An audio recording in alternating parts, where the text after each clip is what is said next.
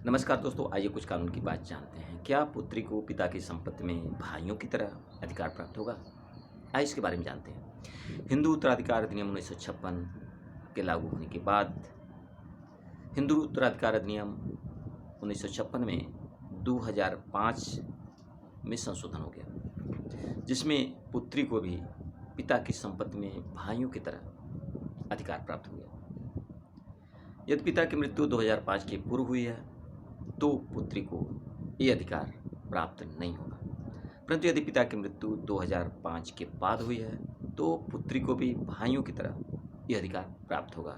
भाइयों की तरह संपत्ति में भाइयों के बराबर अधिकार प्राप्त हो गया। इसके लिए यदि भाई चाहते हैं कि बहन को अपने ससुराल में ही अधिकार प्राप्त हो, वैवाहिक पुत्री हैं तो वो नहीं चाहते कि भाइयों की संपत्ति में वैवाहिक बहन का अधिकार प्राप्त हो, क्योंकि उन्हें लगता है कि विवाह के समय ही बहन को दहेज एवं अन्य सामान के साथ विदाई कर देने के पश्चात उनका अधिकार प्राप्त नहीं होता।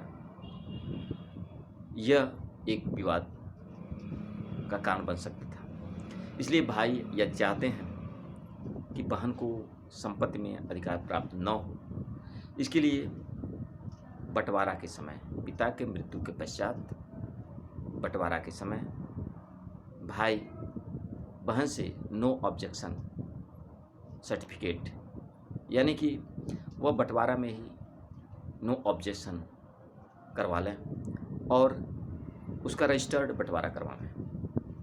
इस आधार पर वह बहन को इस अधिकार से वंचित कर सकते हैं। नहीं तो बहन को भी भाइयों की तरह पिता की संपत्ति में 2005 की मृत्यु के पश्चात पिता के उस संपत्ति में उनका उतना ही हक होगा जितना भाइयों का हक होता है। दोस्तों, ये जानकारी कैसी लगी? अगर अच्छी लगी तो लाइक करें, शेयर करें, सब्सक्राइब करें। धन्यवाद।